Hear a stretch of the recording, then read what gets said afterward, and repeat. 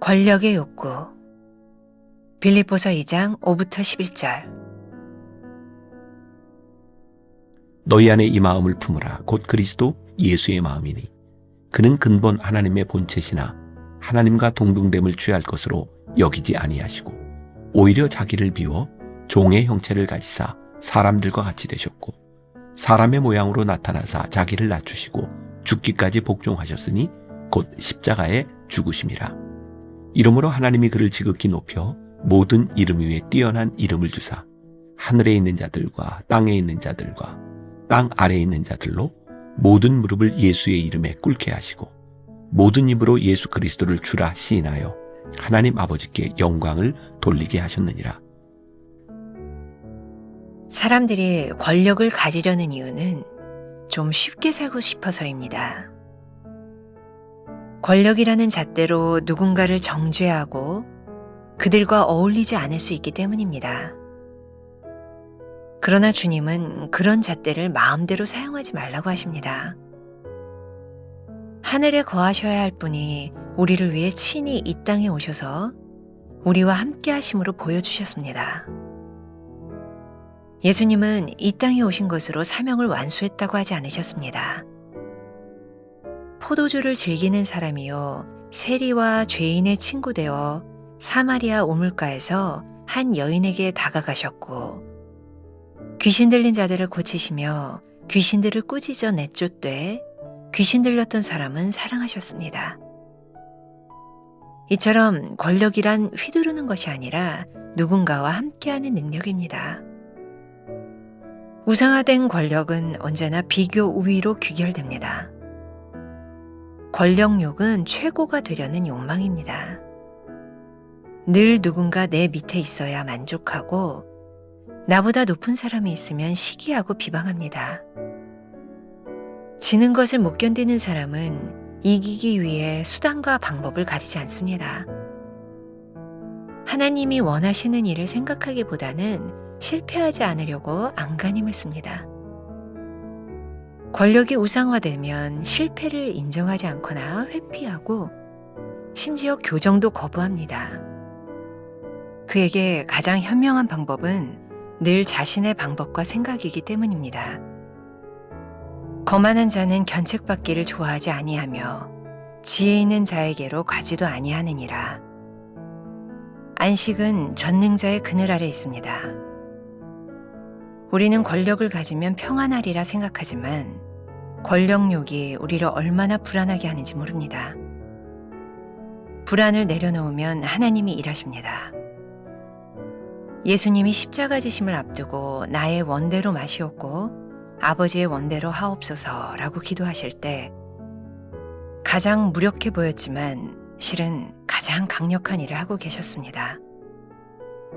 하나님이 일하시도록 자리를 내어드린 것입니다. 우리를 자유케 하는 것은 권력이 아닙니다.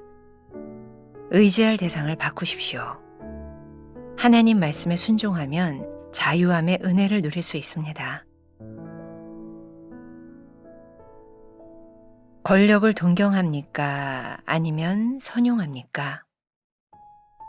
권력을 가지면 나는 어떻게 사용합니까? 예수님이 보여주신 권력의 능력을 본받길 원합니까?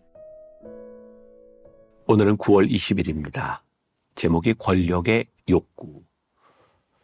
왜 오늘 이런 제목을 다루어야 할까요?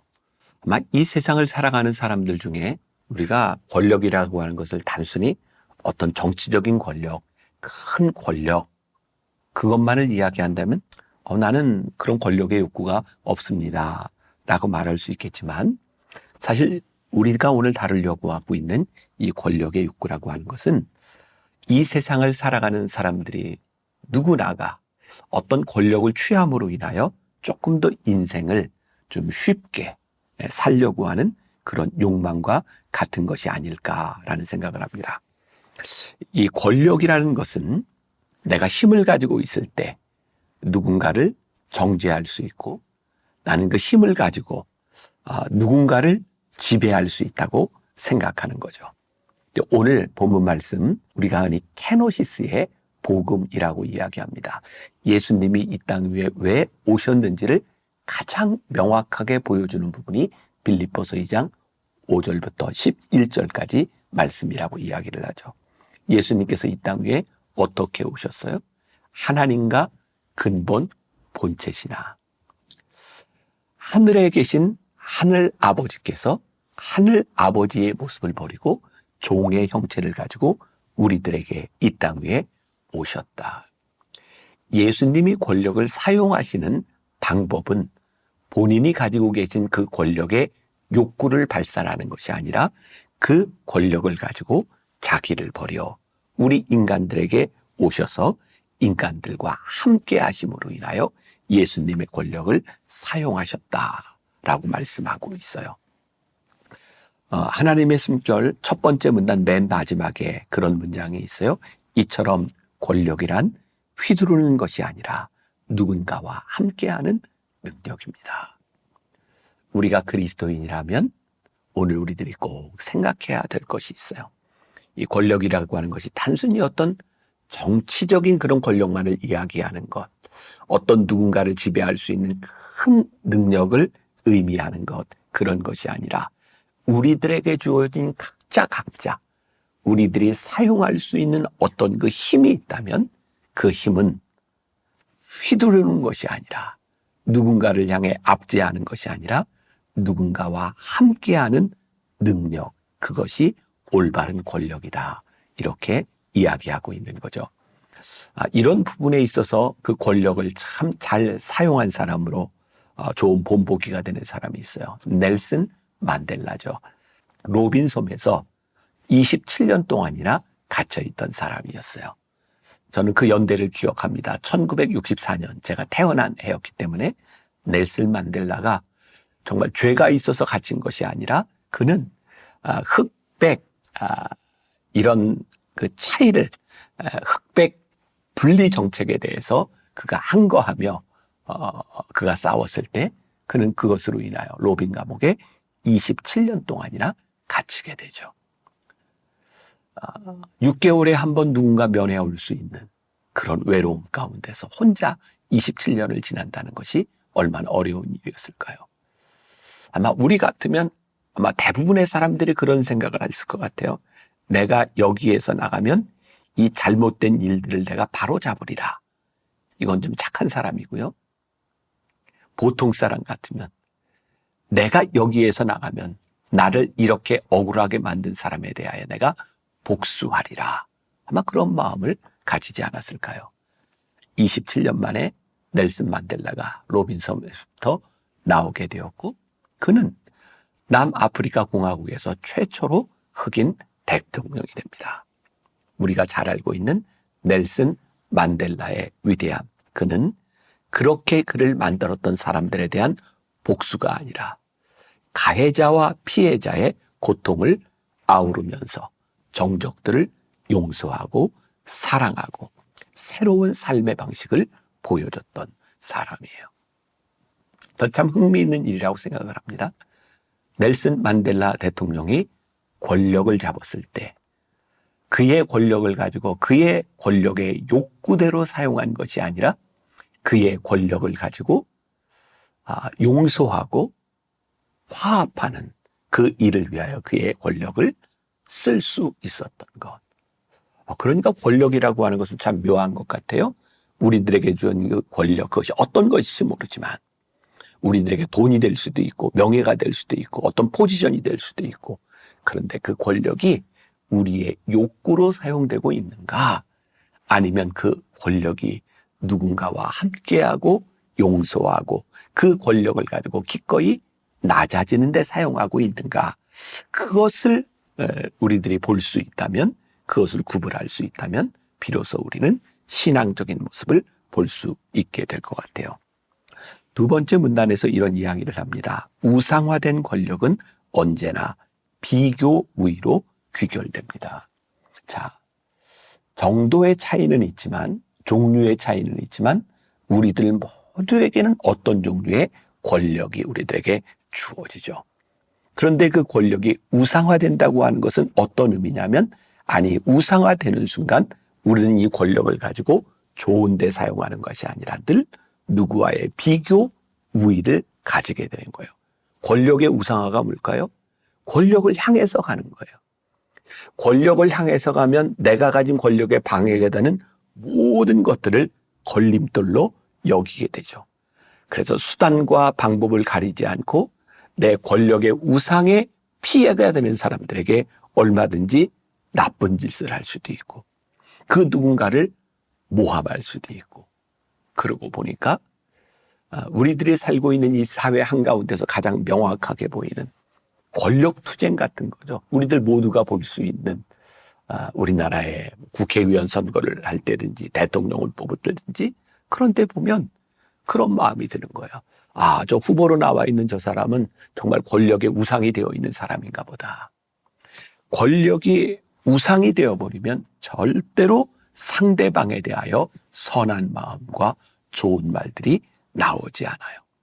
그리고 권력이 내 삶의 우상이 되어버리면 내가 우상으로 생각했던 그것이 깎여져 내릴까 봐 절대로 실패를 시인하지 않아요. 그래서 사람들은 고집스러워지고, 그리고 사람들은 교만해지고, 사람들은 잔인해질 수밖에 없는 거예요. 권력의 욕구. 이 말은 또 뭐예요?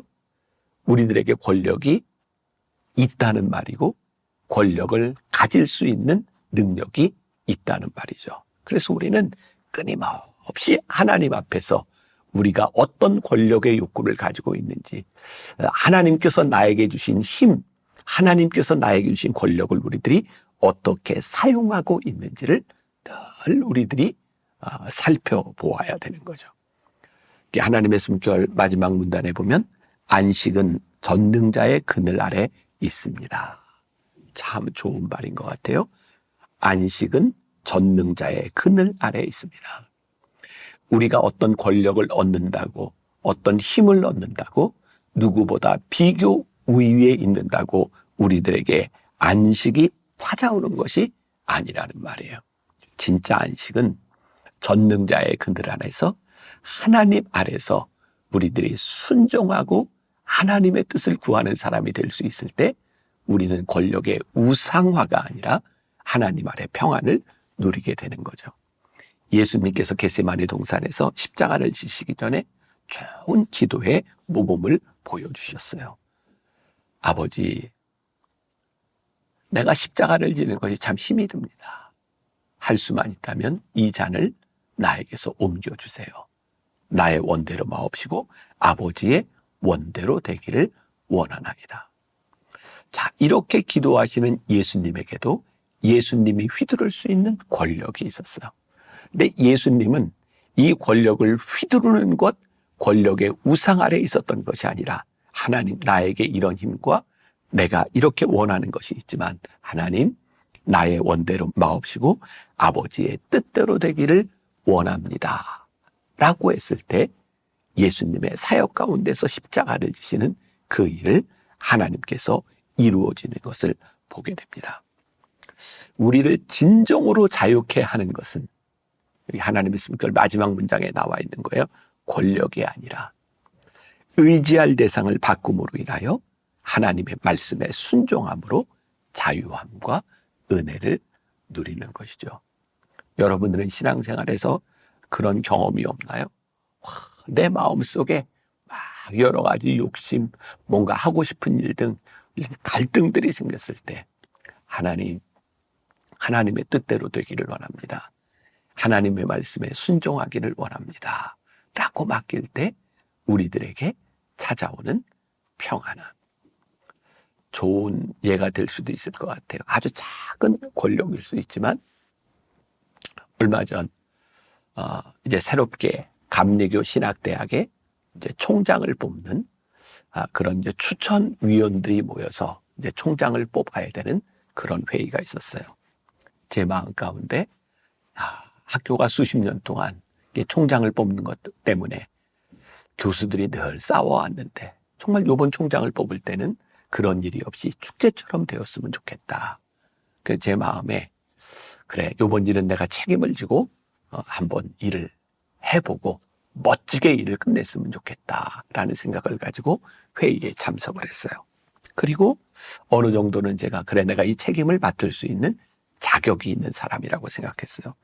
그런데 전혀 예상하지 않게 어떤 분이 손을 들고 네, 요번 요 총장 추천위원회 위원장을 어떤 분으로 추천합니다.